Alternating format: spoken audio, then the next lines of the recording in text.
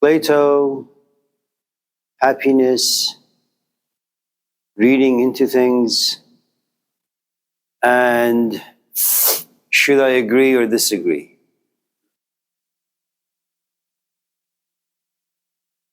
How do you know when you're higher rated or not?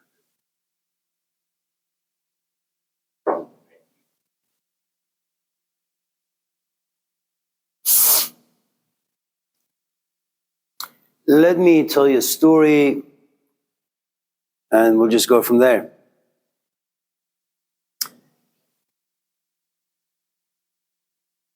I used to have a lot of students come to the house. We would go to the backyard and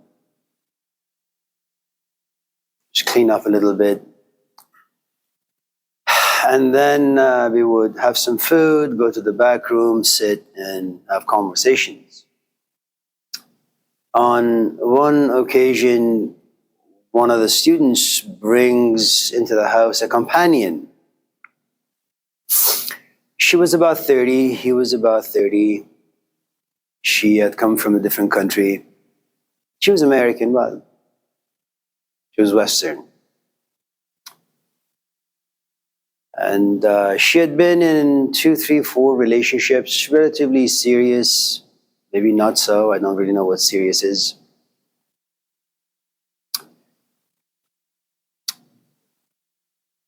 And she liked this man, she was with.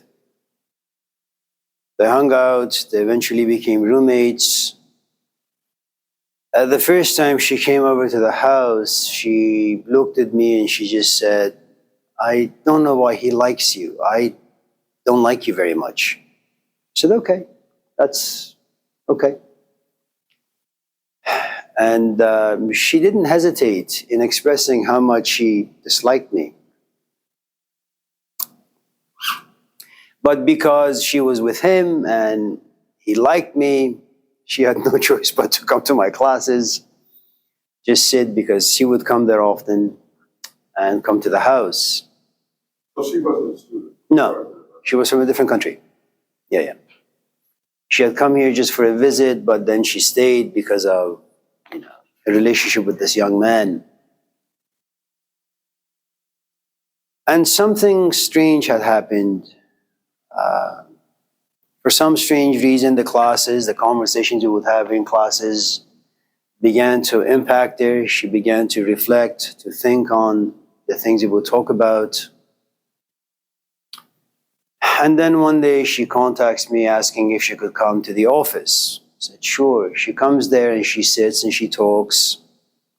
And something about her had cracked open. She was beginning to see things, read into things. And then her relationship slowly dissolved. She began to see things that she just didn't like about this young man. She began to see things about her own life, about her own past.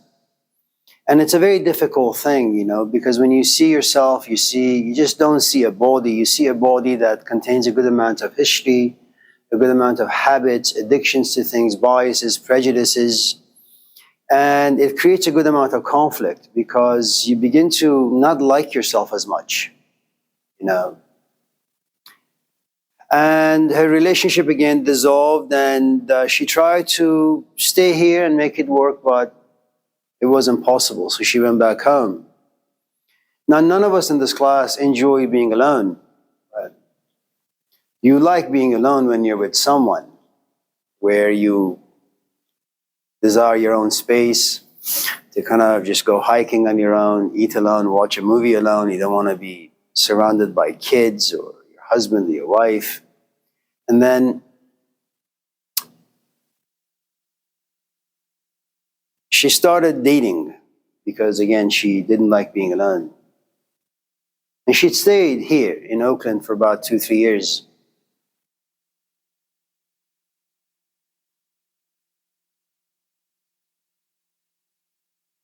She got really, really depressed because all the men she would date were horrible. They were immature. Their desires were pathetic. Who they were pathetic. And then oftentimes she would email or text or call and say, am I going to stay this way for the rest of my life? Are there no good men out there? Am I always going to be alone?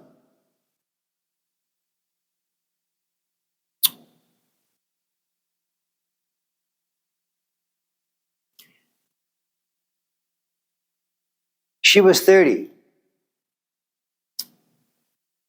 and I was close to 60. That's a 30-year difference. I come from a different culture. My life has been shaped differently than hers. And so it was very difficult for me to entertain childish and pathetic conversations or desires. So slowly, she began to smell like me.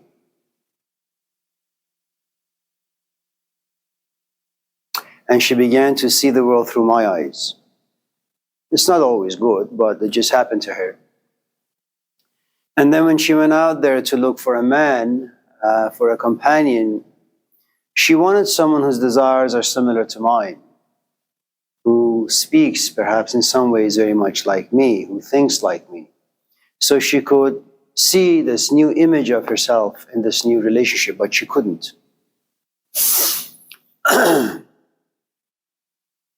Is it good for Plato to hang out with Socrates? Is it good for Matthew to all of a sudden hang out with Jesus Christ? Is it good for Kevin to all of a sudden hang out with Malcolm X? I don't know. I have no doubt that most of us in this class have been sat down by our parents and they've given us a pep talk about what things to do and what things not to do. And what you're really dealing with is the experience of a 50 or a 60-year-old man coming down on you really, really hard, telling you that perhaps the path you're taking in life, whatever you consider to be happy, whether it's dating a person or dropping out of school or drinking or smoking or your definition of fun, what parents are telling you is this, as we say in Persian, in rah ke mi ravi be Turkestan ast, that the path you're taking will ultimately take you to isolation and depression. What is the fastest way to happiness?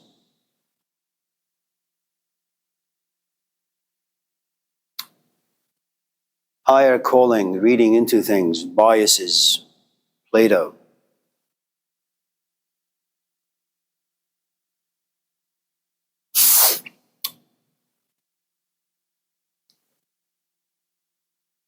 I suppose there is a shortcut and there is a long cut. The shortcut is this. Well, let me give you the long cut because that's the one we're most familiar with. This is not India, this is not Iran, this is America. You're 18 or 19, you have been raised, seasoned by the media, by what we call rights, entitlements, privileges that you've had, and you don't see anyone above you. If I say do things this way, you say, no, who are you? I don't even know you. You don't much care for your elders. In fact, there are no elders in your community. You're just on your own like a rhinoceros, just walking around trying to figure things out on your own. And you're very much like the prodigal son, if you know the story. And the story is, you're a kid, your elder, whether it's your mom or your dad or a teacher or a grandparent, telling you what you're doing is not going to benefit you. You know, you say, no, I know what I'm doing. And eventually they'll give up. Like all the people in your life who have given up on you. Not because they don't love you, not because they don't care for you. They realize that you're right now in your head, there's like a pound of concrete. They're not a jackhammer. After a while, they get frustrated, they lose their patience, and they just say, okay. So the long cut is for you to go around the world like Marco Polo, trying to figure out what happiness is, what is pleasant, what is not pleasant. And that's going to take you about 40, 50 years. In a culture such as this, in the times in which we live, I'm not sure if you can ever recover from the time you will waste, from the energy you will waste, from the youth you will waste. And then the only happiness that you will hopefully, if you're lucky, is that one day you'll hit yourself or you'll find yourself in a dead-end road, you'll look at your life and you realize all the paths you've taken, all the roads you've taken have led you astray, they're no good, at least now you sit. You know, it's about the story that an Indian sage used to say. It's about a man who was really scared of his own shadow. So he starts running. And the faster he runs, the faster his shadow follows him.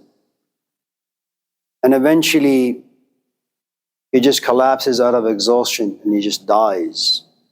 He goes to heaven and runs into Brahman and looks at Brahman, this deity, and says, you know, I was so scared. And Brahman, all he says to this young man is, there was a tree right next to you. All you had to do, you just go sit by the trunk, and there was a shade there. And once you're in the shade, the shadows would disappear.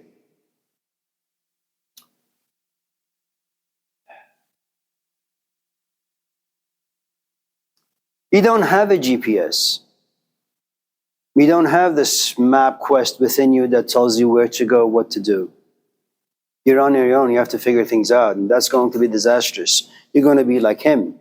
You're going to be like him. You're going to be like me. Maybe to some extent you're going to be like her. What, you think we haven't tried it on our own to see what works? What has it gotten us? A 60-year-old man sitting at Laney College amongst 18-year-olds. A 40-year-old man sitting at Laney College among 18-year-olds. Well, you think they're here because they like Laney College? They've tried it. They failed. There's nothing wrong with failing. But when you fail, it's not a bad thing, but you lose a lot of time. And it takes you some time to kind of get over your grief, get over anger, and try to lift yourself up and start over again. And be relatively positive. If you haven't been completely broken. You can be like them, like me. The shortcut is the following. Instead of pursuing your own desires, find someone who is the exact opposite of you. That will inspire bias, prejudice. Hello, Ruben. That when you hear them talk, if, for example, he was to go to India and sit next to Sadhguru, even though he's not very interesting, but he would tell, him everything that goes against his belief system. He has a couple of options. He can run back to America and just pursue his own ambitions and desires, or he could just sit there in India next to Sadhguru and just keep listening day after day after day after day. And Sadhguru does something for him that he can't do on his own. Sadhguru allows him to have this newfound desire. Instead of going after a car or a TV or a woman or a man or a this or a that, why don't you just play with the ideas in your head? And little by little, as you become more acquainted with the way you think, with the way you feel, all of a sudden you realize after maybe 5 or 6 months or years, you really enjoy your own company.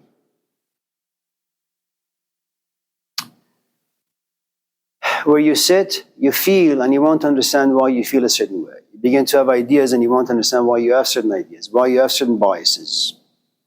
You become a narcissist. You're very, very self-involved. But it's a great self-involvement. You're beginning to enjoy your own company, despite all the headaches it gives you. There is only one thing. You can learn to play the piano on your own, or you can have a teacher. You can have a teacher who's very proficient, or you can have a teacher who's young, novice, and very hopeful. If you have a very proficient teacher, they won't have very much patience for your nonsense.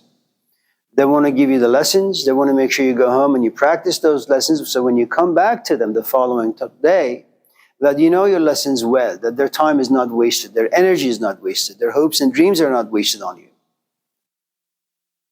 If you have a teacher who is a novice, they don't really have much experience under their belt. They think that every student has a capacity to become a Mozart, and that's not true. So you need to have someone, first of all, defining happiness for you. Now, you're not going to buy their definition of happiness unless you are slightly attracted to them. That's the first thing. You can't pursue anything. You can't want anything. You can't need anything if there is no attraction. You need to be attracted to them. Now, if the thing you're attracted to contradicts basically the foundation of your life, your belief systems, the way you feel about things, let's say, for example, you just don't like your father. And let's say you're going to come to this class, and today's conversation is about how to overcome hate, okay, how to overcome anger. And we say a couple of things, and you become very attracted to the things that we talk about. But you see, just because you're attracted, it doesn't mean that you're going to change the way you think about your father, because you have a 20-year history with that emotion, with the person who has given rise to that emotion. You're attracted to forgiveness, but just because you're attracted doesn't mean you can pursue it. The higher calling is, yeah, I want to forgive. You should listen to that, but you can't. Even though you want to, you won't be allowed. Because that's a brand new seed, that's a brand new person coming out of you saying, I should forgive my father because I'm beginning to understand his past. I'm beginning to understand his history. And he couldn't have done what he did. He was a drunk. He violated every law that he should have upheld as a father. He was just a scumbag. So what needs to happen then is you have a couple of options. Continue living with anger, and that's going to leak into every relationship you'll ever walk into. It's never going to disappear. And just because you happen to be in a good relationship for a couple of months, it doesn't mean it's going to last. It won't. Because the very foundation of who and what you are is someone who's cracked, who's broken. And you're going to impose that brokenness onto everything that you touch. Forgiveness is the glue. But it can't be this pathetic forgiveness, It's not, you can't be like John the Baptist. I'm going to baptize you with water. What is that going to do? You need to be baptized with fire, and that's going to burn you.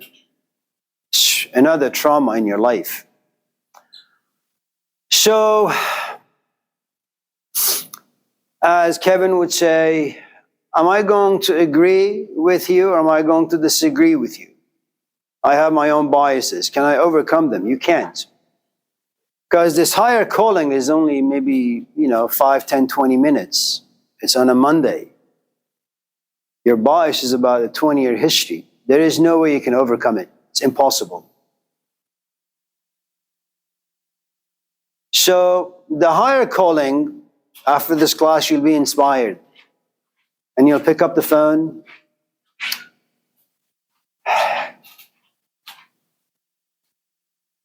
And you go to the contact list.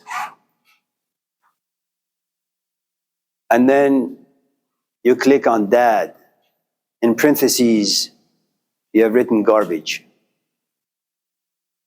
And there is this powerful temptation. Should I click it? Should I call him? And you do.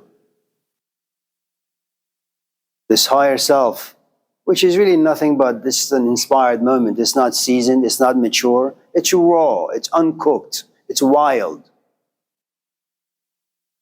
You call him, and he says, who are you? I am your daughter. Oh, what do you want? And you say, I knew that was a mistake. You hang up. And you go back to the biases. And then you continue living the way you've lived for the past many, many years until you get to be 40, 50, 60, 70 after going through 20 years of therapy, being on medication, reading a lot of self-help books, listening to a lot of YouTube clips. And then your father is dead, your mother is dead, you're all alone. And you kind of like Job, look at your life and it's completely ruined. You have nothing. I mean, you may have a lot of good things, but you just have nothing. There's a good amount of poverty on the inside that makes everything that you have on the outside meaningless.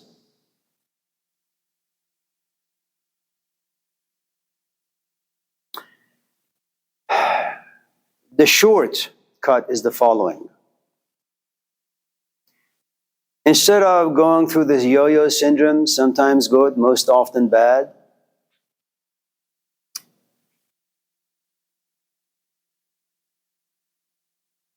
give your life to someone who has inspired the concept of forgiveness. You're not going to understand. You're not going to apply it. And there are many good days where you would just want to just walk away and never see that person ever again. So you can continue to be in the cradle of your own biases, your own anger, the emotions you feel most comfortable. Try to resist. You probably won't be able to unless you have a support system. It's something we talked about on Wednesday. If you don't have a support system, it's nearly impossible to overcome anything that's negative. So imagine, and this is a hypothetical scenario, imagine that I happen to be the person who inspires this higher self. And you and your life and your friends and everyone in your life happens to nourish the lower self. The lower self is you just continue to behave like an infant. You feel entitled to your emotions, you feel entitled to your anger. I'm not saying you don't have the right to them. Okay? I'm not saying that you don't have any right to be angry at your father for him not being there. That's not the point. Because this is no longer about your dad. It's about the emotions connected to your dad that's now toxifying your life. But all the anger you have in you has to do with the foundation. So without understanding the foundation, you can't get over the 20-year history that you have with the emotions. Let's say, so I am that person who creates this higher self for just 4 or 5 minutes. There's a good chance you want to run away, drop the class, or file a complaint. Or you can most likely find ways to disagree with the things I say. Fine. But imagine there is a temptation that you want to come to the office, and you do, and we sit and we talk. Remember, if that initial attraction isn't there, there isn't much you can do. And even if I was old, ugly, profoundly physically unattractive, my ideas and the way you hear the ideas will give you the power to overcome what you see. All of a sudden, I may be physically unattractive, but my emotions, my thought process is so beautiful that you don't see the ugliness. You need that. So, a couple of things can happen or need to happen for this shortcut to take place. Otherwise, you're on your own. So this is you, or anyone who fits. Let's just say this is John, whoever John is. And this is Amir, okay? There needs to initially be an attraction. This attraction is the fuel that pushes you to Amir's office. You knock on the door and you sit. Now, after class, of course, what happens is you want to listen to the higher self, but you can't. You know, you want to keep it right in the foreground throughout the day, but the day has its troubles. Your biases are like thieves. They come down and destroy it. So your self-esteem, your self-image kind of is broken down a little bit. And then you come to the office and they say, I really like what you said. I tried to do it. I wasn't successful. Is there a shortcut? And I say, well, what other classes are you taking? Well, I'm taking 5 other classes. I said, well, drop them. Or at least stay in them, but plagiarize your way through those classes. Only focus on my class. Okay. Now, this is a narrative that exists in her culture and in my culture. It doesn't exist in your culture, which means the following. At first, you're attracted. Okay. The attraction makes you a little curious. Why am I attracted to him? Now, because again, you are missing a good and healthy chunk of narrative, you probably say to yourself, do I like him like that? You try to romanticize this tiny seed of a relationship. That's what usually happens in the Western culture. So as you continue coming to class, you become very, very interested. So if you've been shy, sitting in the back, never raising your hand, all of a sudden your hand goes up and you begin to ask questions. Why? The attraction, okay, creates a good amount of comfortability. You feel at ease when you come here. You feel comfortable when you come here. So what happens? The shyness goes away and you ask questions. And even though sometimes I use satire, I make fun of you, I maybe laugh at your expense, but you know that I'm not mean-spirited. So you keep asking your questions because you're interested. And then what happens is you go home and you talk to your friends about our conversation. Maybe you go to the library and check out some books. Maybe you buy some books from Amazon. Maybe you ask for people's numbers from this class and you call them or you text them. So what do you think about today's conversation? And then little by little you realize you find yourself infatuated. Remember, you are 20, I'm 60. In the 60-year-old body, you have ideas and you have emotions. And you like the ideas and the emotions. Okay? So you're not attracted to the body alone. You're attracted to what lives inside the body. Now, infatuation is a very, very dangerous place because now you can't focus on your other classes. Now you can't focus on your other relationships. And whenever you are with other people, what you do is you bring up the conversations you have in your classes. And you know what you do? When your friends are trying to have fun, you ruin it for them. You force them to ask big questions. You force them to have these emotions that they're not used to and they're not comfortable. And soon you realize little by little they stop calling you. They stop hanging out with you. Because the only thing that you do for them is that you poop on their party.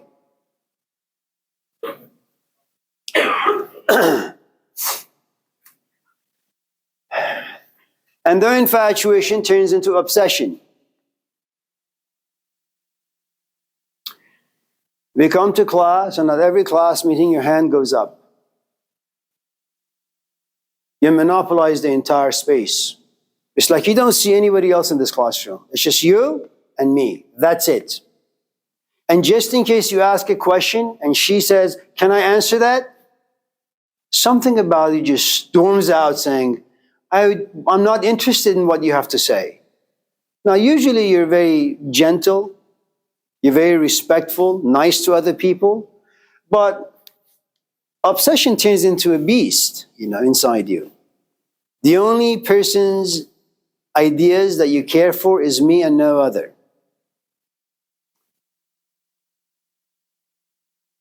Obsession gets you really, really confused.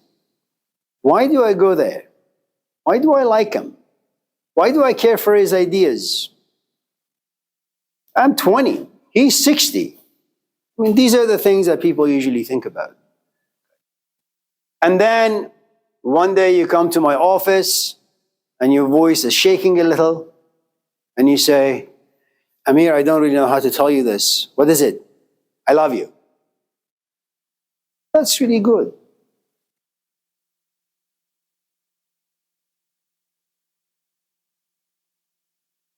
See, maybe I should say you love 20-year-olds.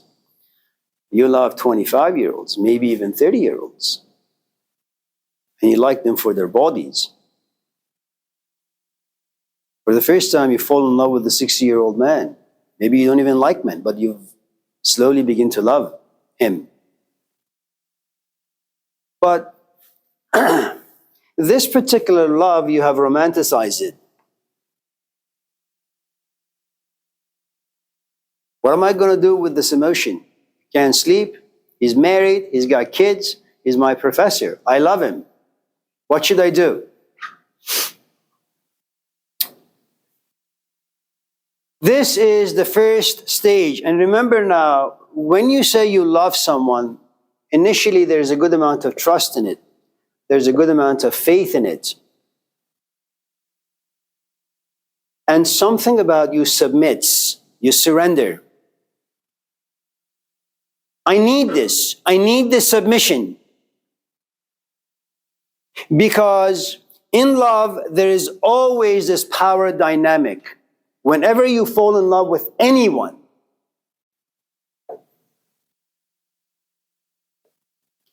always one person has more power than the other. Always. It is never equal.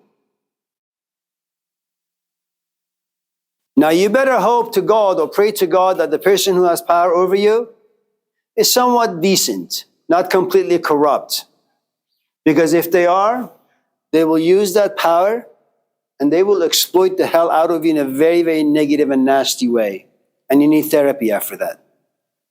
Now this doesn't mean that if you run into Jesus Christ, you won't need therapy after, because you probably will. Now, what happens in the first scenario is the first, I suppose, shade of love is called eros. It's powerful, it's intense, and it's extremely physical. Now, by physical, I mean the following.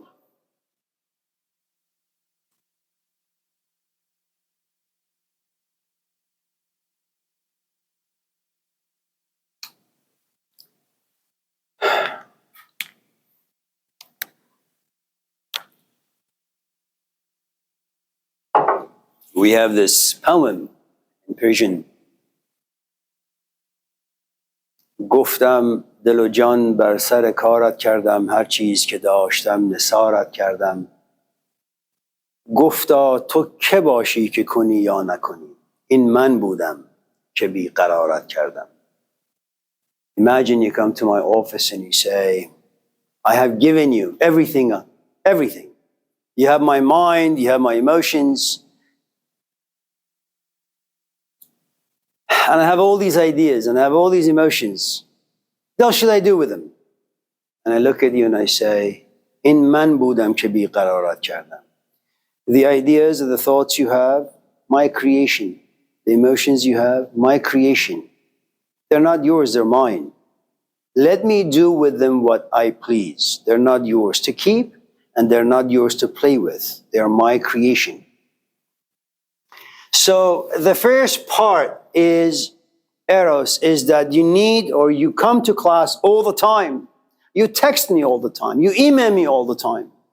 And when Wednesday comes, you come to class, you're happy, but you're also depressed because there's no class Thursday, Friday, Saturday, Sunday. You have to wait 4 days. And these are not 4 short days. They are 4 long days. You come to class, you're happy, you don't know why, even though the ideas we talk about are quite miserable. Right? You come to this class and you're happy in misery. You leave the class knowing that you have to wait 4 days before we see each other again. And you're really, really sad and sorrowful.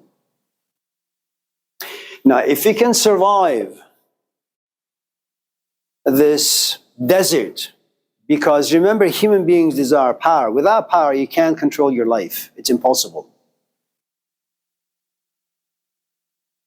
The moment you lose power, and one of the things about love is that you see your own identity within another. In other words, I don't know if any of you guys in this class have ever been in a relationship for 2, 3, 4, 5, 6 years, and all of a sudden, he or she looks at you and says, I bought myself a nice little dog. I don't want to be with you anymore. And you say, you're telling me that you want to be with a dog and not me? That's exactly what I'm telling you. And so you pack your stuff and you leave, but you have no idea where to go. You have no idea who you are, what you are. You have identified yourself being a companion, seeing a house, seeing your room, seeing your closet, seeing this guy or this gal in this space every single day for the past 5 years. And all of a sudden, you find yourself in a strange place. You're a stranger to yourself. You have no idea what to do with the volcanoes of emotions and thoughts that are going through you. You're sad, you're depressed, you're angry, you're looking for answers. You can't sleep, you can't eat. People call you and say, let's go have coffee. You say, no, I don't really want to talk to you. I don't want to see you. I don't want to hear your voice. You can't even stand to see your own face.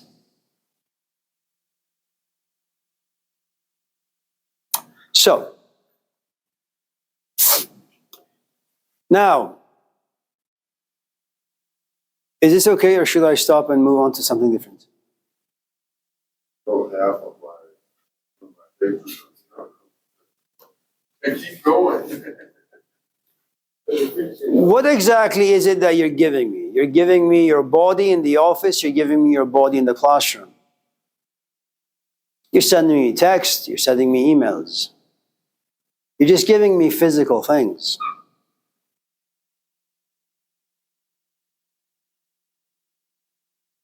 But you see, you came here with a set of questions. You have given me your submission, but submission of your physical body only, and some pathetic, romanticized, infantile emotions.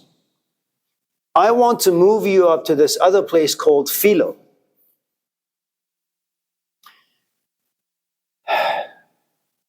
Philo is a different kind of love. I don't want to just come to class, raise your hand and ask questions. I need you to be able to listen, to hear, and then listen to the messages upon hearing. And the moment you raise your hand, you say, are you telling me that if I do A, B, C, D, E, F, G, H will be obtained? I'm saying, I just ask you to listen. Give me your mind. Don't think. Let me just pour in their information.